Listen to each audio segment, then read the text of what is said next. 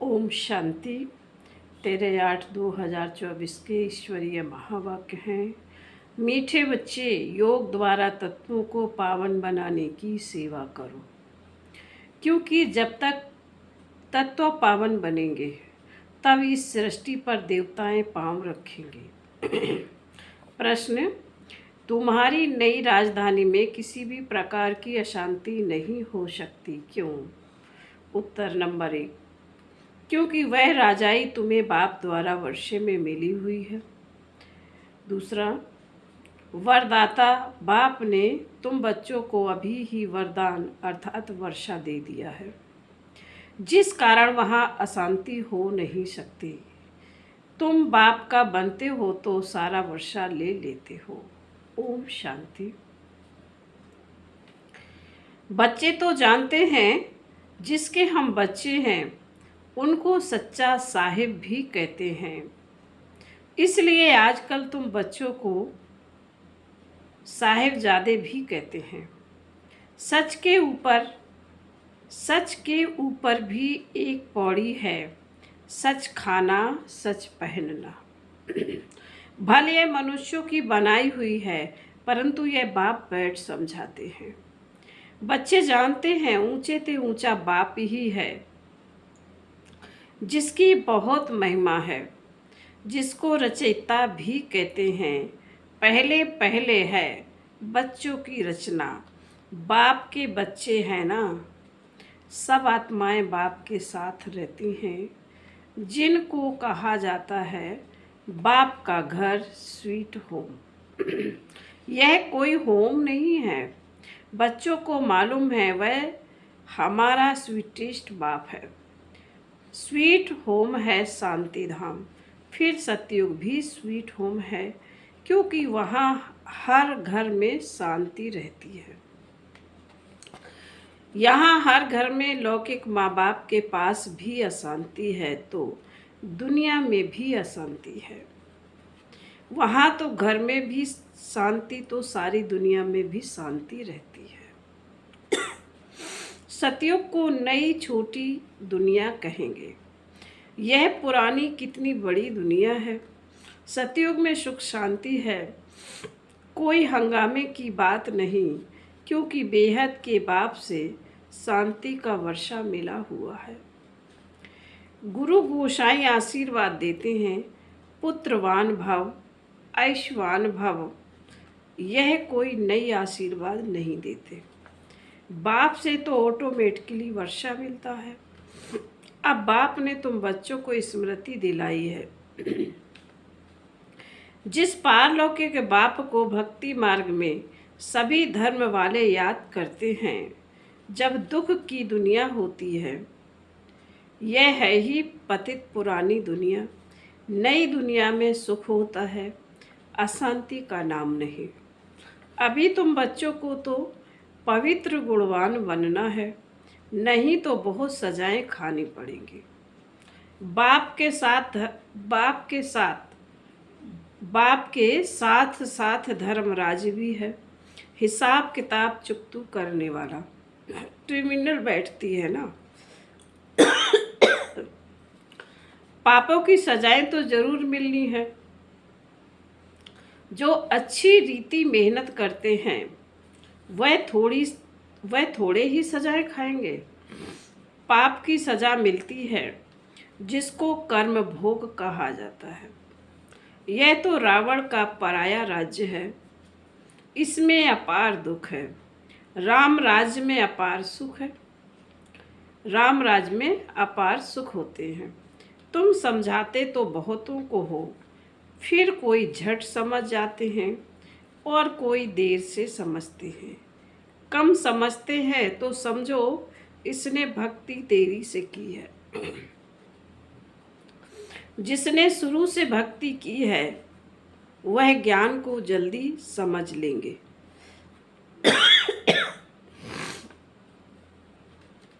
क्योंकि उनको आगे नंबर में जाना है। तुम जानते हो हम आत्माएं स्वीट होम से यहाँ आई हैं। साइलेंस मूवी टॉकी है ना। बच्चे ध्यान में जाते हैं तो सुनाते हैं कि वहाँ मूवी चलती है। उनका कोई ज्ञान मार्ग से ताल्लुक नहीं है। मुख्य बात है अपने को आत्मा समझ बाप को याद करो बस, और कोई बात नहीं। बाप निराकार, बच्चे भी यानी आत्मा भी इस शरीर में निराकार है, और कोई बात ही नहीं उठती। आत्मा का लव तो एक परमपिता परमात्मा के साथ ही है। शरीर तो सब पतित हैं, तो पतित शरीर से लव हो ना सके।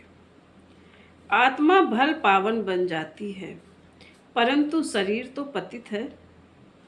पतित दुनिया में शरीर पतित बनता है, पतित दुनिया में शरीर पावन बनता ही नहीं।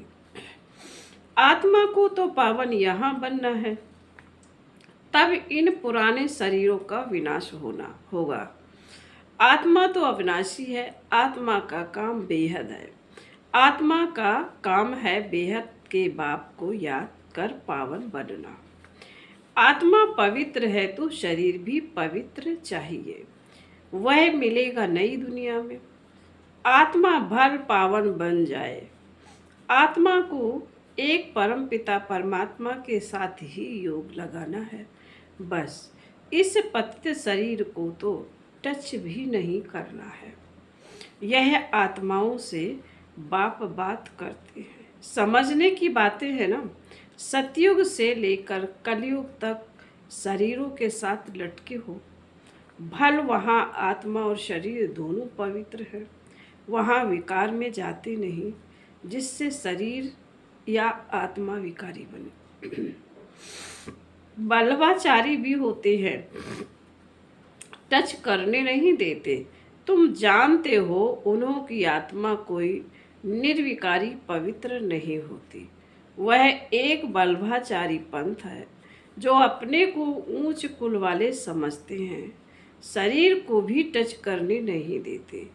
यह नहीं समझते कि हम विकारी अपवित्र हैं। शरीर तो भ्रष्टाचार से पैदा हुआ है। यह बातें बाप आकर समझाते हैं। आत्मा पावन बन जाती है तो फिर शरीर भी बदली करना पड़े।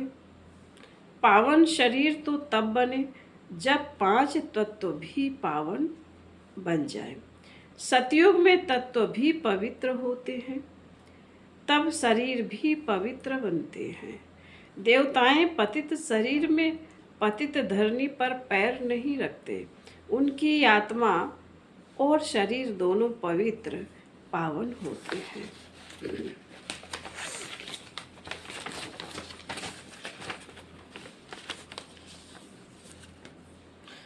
इसलिए वह सतयुग में ही पैर धरते हैं। यह है पतित दुनिया।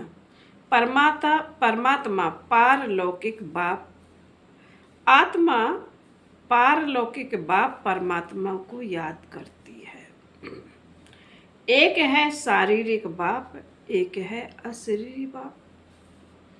अशरीरी बाप को याद करते हैं क्योंकि उनसे ऐसा सुख का वर्षा मिलता है, तो याद करने बगैर रह नहीं सकते।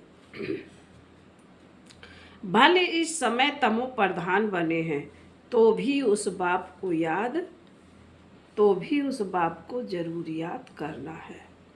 परंतु यह फिर उल्टी शिक्षा मिलती है कि ईश्वर सर्वव्यापी है। फिर इस बात में भी मूंझ पड़ते हैं कि मनुष्य मनुष्य ही बनता है। यह सब भूलें बाप आकर समझाते हैं। बाप एक ही मन मनाभव का मंत्र देते हैं, उनका भी अर्थ चाहिए।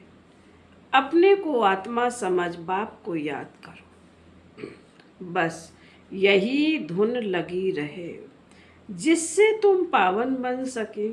देवताएं पवित्र हैं, अब बाप आकर फिर से ऐसा पवित्र बनाते हैं। सामने एम ऑब्जेक्ट रख देते हैं जो बुद्ध यानी मूर्ति बनाने वाले होते हैं।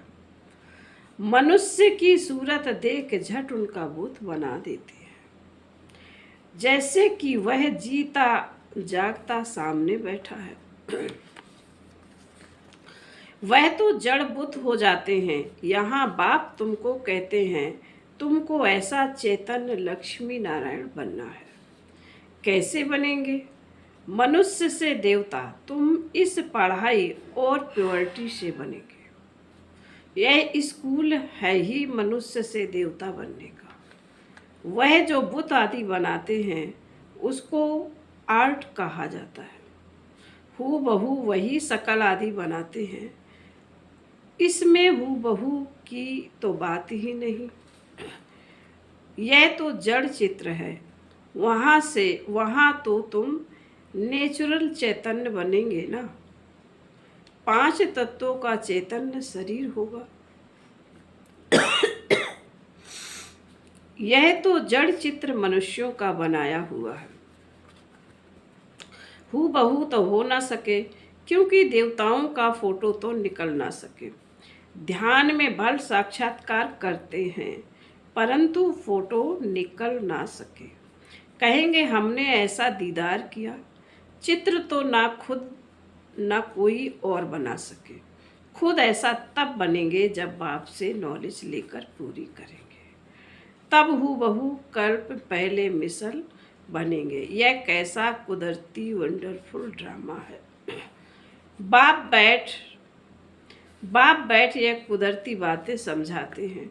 मनुष्यों को तो यह बातें ख्याल में नहीं रहती। उन्हों के आगे जाकर माथा टेकते हैं, समझते हैं यह राज्य करके गए हैं, परंतु कब यह पता नहीं है। फिर कब आएंगे, वह क्या करेंगे, कुछ पता नहीं। तुम जानते हो सूर्यवंशी चंद्रवंशी जो हो गए हैं वह हूबहू फिर से बनेंगे जरूर। इस नॉलेज से वंडर है ना। तो अब बाप समझाते हैं ऐसा पुरुषार्थ करने से तुम 100 देवता बनेंगे। एक्टिविटी वही चलेगी जो सतयुग त्रेता में चली है। कितना वंडरफुल ज्ञान है। यह बुद्धि में ठहरे भी तब जब दिल की सफाई हो। सबकी बुद्धि में यह बातें ठहर ना सके। मेहनत चाहिए। मेहनत बगैर कोई फल थोड़े ही मिल सकता है। बाप तो पुरुषार्थ कराते रहते हैं। भल ड्रामा अनुसार ही होता है, परंतु पुरुषार्थ तो करना होता है ना। ऐसे थोड़े ही बैठ जाएंगे ड्रामा में होगा तो हमसे पुरुषार्थ चलेगा। ऐसे भी जंगली ख्यालात वाले बहुत होते हैं। हमारी तकदीर में होगा तो पुरुषार्थ जरूर चलेगा। बाबा कहते हैं अरे पुरुषार्थ तो तुमको करना है। पुरुषार्थ और प्रारब्ध होती है। मनुष्य पूछते हैं पुरुषार्थ बड़ा या प्रारब्ध बड़ी। अब बड़ी तो प्रारब्ध होती है, परंतु पुरुषार्थ को बड़ा रखा जाता है जिससे प्रारब्ध बनती है। हर एक मनुष्य मात्र को पुरुषार्थ से ही सब कुछ मिलता है। कोई ऐसे भी पत्थर बुद्धू हो पड़ते हैं जो उल्टा उठा लेते हैं। समझा जाता है इनकी तकदीर में नहीं है। टूट पड़ते हैं। यहाँ बच्चों को कितना पुरुषार्थ कराते हैं। रात दिन समझाते रहते हैं। अपने कैरेक्टर्स जरूर सुधारने हैं। नंबर 1 कैरेक्टर है पावन बनना। देवता तो है ही पावन। फिर जब गिर पड़ते हैं, कैरेक्टर्स बिगड़ते हैं तो एकदम पतित बन जाते हैं। अभी तुम जानते हो हमारा तो ये 1 कैरेक्टर था, फिर एकदम गिर पड़े। सारा मदार है पवित्रता पर। इसमें ही बहुत डिफिकल्टी होती है। मनुष्य की आंखें बहुत धोखा देती हैं, क्योंकि रावण का राज्य है। वहाँ तो आंखें धोखा देती ही नहीं। ज्ञान का तीसरा नेत्र मिल जाता है। इसलिए रिलीजन इज माइट कहा जाता है। सर्वशक्तिवान सर्वशक्तिमान बाप ही आकर यह देवी देवता धर्म स्थापन करते हैं। भल करती तो सब आत्मा है, परंतु मनुष्य के रूप में करेगी। वह बाप है ज्ञान का सागर, देवताओं से इनकी महिमा बिल्कुल अलग है। तो ऐसे बाप को क्यों नहीं याद करें?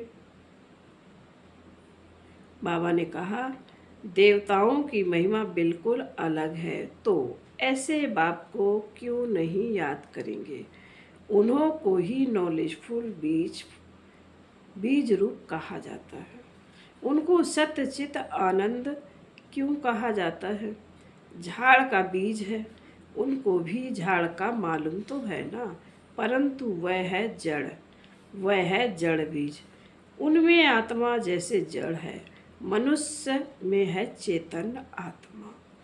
चेतन आत्मा को ज्ञान का सागर भी कहा जाता है। ये झाड़ छोटे से बड़े होते हैं तो जरूर आत्मा है, परंतु बोल नहीं सकती।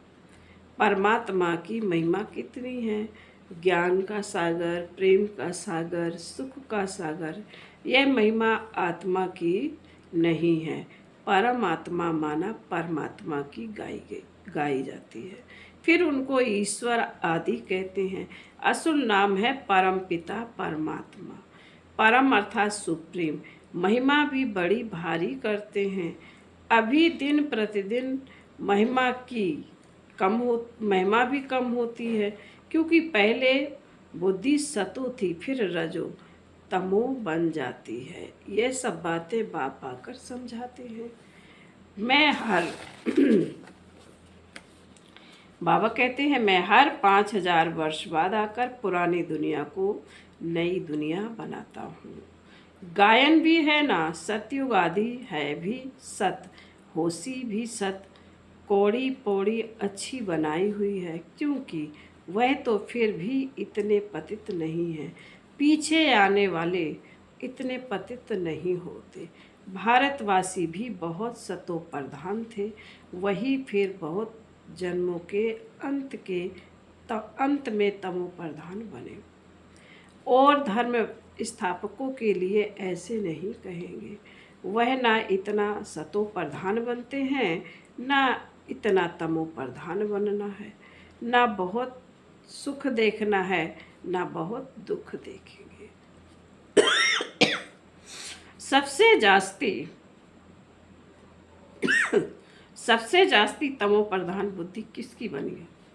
जो पहले पहले देवता थे, वही सब धर्मों में जास्ती गिरे हैं। भल भारत की महिमा करते हैं, क्योंकि बहुत पुराना है। विचार किया जाए तो इस समय भारत बहुत गिरा हुआ है। उत्थान और पतन भारत का ही है, अर्थात देवी देवताओं का है। यह बुद्धि से काम लेना है। हमने सुख भी बहुत देखे हैं जब सतो प्रधान थे, फिर दुख भी बहुत देखे हैं, क्योंकि तमो प्रधान है। मुख्य है ही 4 धर्म।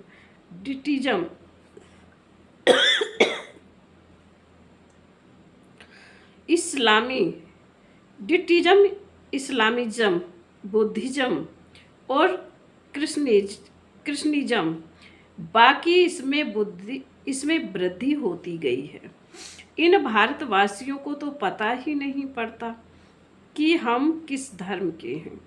धर्म का मालूम ना होने के कारण धर्म ही छोड़ देते हैं। वास्तव में सबसे मुख्य धर्म है यह, परंतु अपने धर्म को भूल गए हैं। जो समझू सयाने हैं वह समझते हैं इन्हों का अपने धर्म में ईमान यानी विश्वास नहीं है।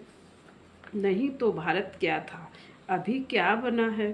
बाप बैठ समझाते हैं, बच्चे तुम क्या थे? सारी हिस्ट्री बैठ समझाते हैं, तुम देवता थे, आधा कल्प राज्य किया, फिर आधा कल्प के बाद रावण राज्य में तुम धर्म भ्रष्ट कर्म भ्रष्ट बन गए। अभी फिर तुम देवी संप्रदाय के बन रहे हो। भगवान वाच, बाप कल्प कल्प तुम बच्चों को ही समझाकर ईश्वरीय संप्रदाय बनाते हैं। फिर बाबा बोले, अच्छा मीठे मीठे शकील थे बच्चों प्रति माता पिता बाप दादा का याद प्यार और गुड मॉर्निंग। रूहानी बाप की रूहानी बच्चों को नमस्ते। हम रूहानी बच्चों की रूहानी माता पिता बाप दादा को याद प्यार गुड मॉर्निंग और नमस्ते नमस्ते नमस्ते। ओम शांति। धारणा के लिए मुख्य सार है, बाबा कहते हैं नंबर 1, अपने दिल की सफाई से बाप के वंडरफुल ज्ञान को जीवन में धारण करना है। पुरुषार्थ से ऊंच प्रारब्ध बनानी है, ड्रामा कहकर ठहर नहीं जाना है। दूसरी पॉइंट में बाबा कहते हैं रावण राज्य में क्रिमिनल आंखों के धोखे से बचने के लिए ज्ञान के तीसरे नेत्र से देखने का अभ्यास करना है। पवित्रता जो नंबर 1 कैरेक्टर है उसे ही धारण करना है। वरदान। ब्राह्मण जीवन की जन्म पत्री को जान सदा खुशी में रहने वाले श्रेष्ठ भाग्यवान भव। विस्तार। ब्राह्मण जीवन नया जीवन है।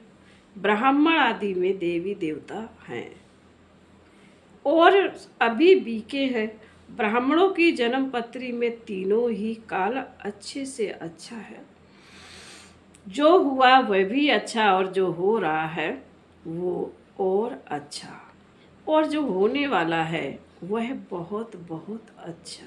ब्राह्मण जीवन की जन्म पत्री सदा ही अच्छी है, गारंटी है, तो सदा इसी खुशी में रहो कि स्वयं भाग्य विधाता बाप ने भाग्य की श्रेष्ठ रेखा खींच दी है, अपना बना लिया है। स्लोगन।